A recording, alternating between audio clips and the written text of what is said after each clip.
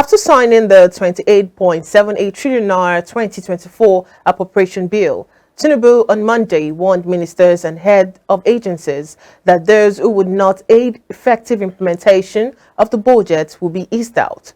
Capital expenditure got 10 trillion naira out of the 28.27 trillion naira budget. Recurrent expenditure got 8.8 trillion naira, debt service got 8.2 trillion naira, and statutory transfers 1.7 trillion naira. The president, who was in Lagos to celebrate Christmas and New Year, assented to the bill at the State House shortly after returning to Abuja.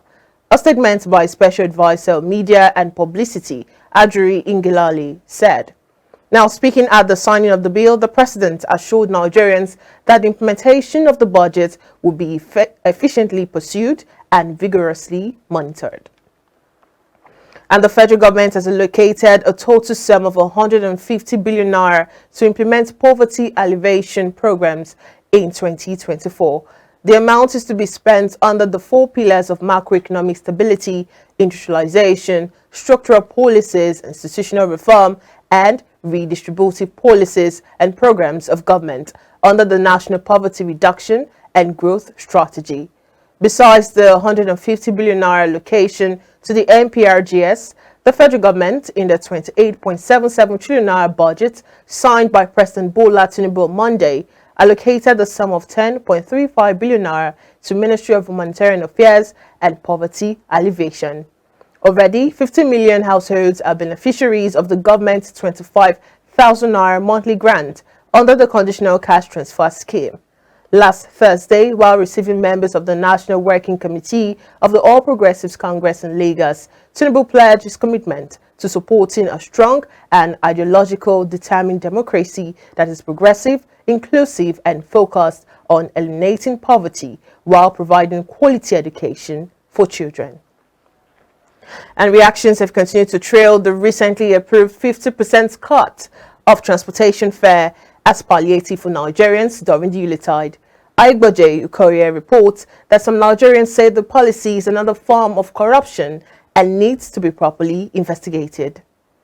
Reacting to the transportation palliative measure put in place by the federal government to reduce the cost of transportation on those traveling during the Christmas and New Year period, Dr. Fidelis Ayemoba said the decision of the federal government to intervene in giving support to Nigerians was good, but the process of implementation shows that government did not do a holistic study on it. Number 1 is improvements.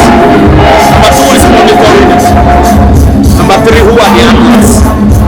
There are times when government has good intentions and most probably has made their projections, but still the same unchanged set of people may still sabotage.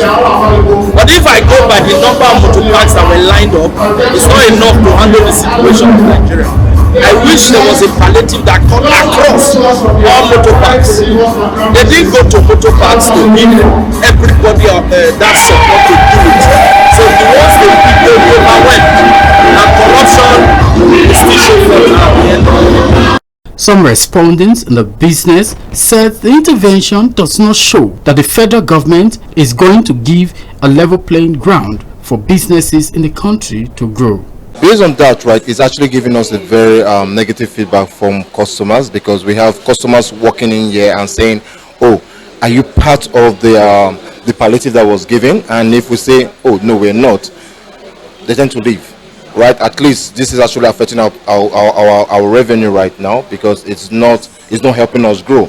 Okay, as we get the palliative issues from federal government, we have been giving the palliative since on the 23rd, and we will not end till on the 4th of January. So, like you rightly saw, some guests in the rail bus, they actually got their palliative before the bus proceeded on the journey. While some in the Asaba bus, now there's about leaving, they've all gotten their palliative. And Osuka bus that left shortly also, they fill their form, and as they're on their journey, they will get their palliatives in their account. The palliative is given as transfers into the accounts of the people that booked the bus. So that is how we've been running it. Upon investigation, it was observed that while some of the transport companies contracted by the federal government are not fully implementing the 50% cut, some others did for a few days and stopped. The 50% cut in transportation is expected to expire on the 4th of January 2024. I, Woji Warrior, reporting for iBrandTV News. Nigerian Association of Chamber of Commerce, Industry and Mines and Agriculture has charged Nigerians to remain resilient and committed to making positive changes in the country. In a statement on Sunday, the national president of the association, Dele Oye, urged citizens to continue to have faith in the country despite the myriad of socio-economic challenges. Oye advised Nigerians to be faithful in the country despite the economic challenges. Oye advised Nigerians to focus on developing the key sector of the economy, including agriculture, mining, and industry. The total foreign transaction on Nigerian Exchange Limited jumped by 113.94% to 71.37 billion naira.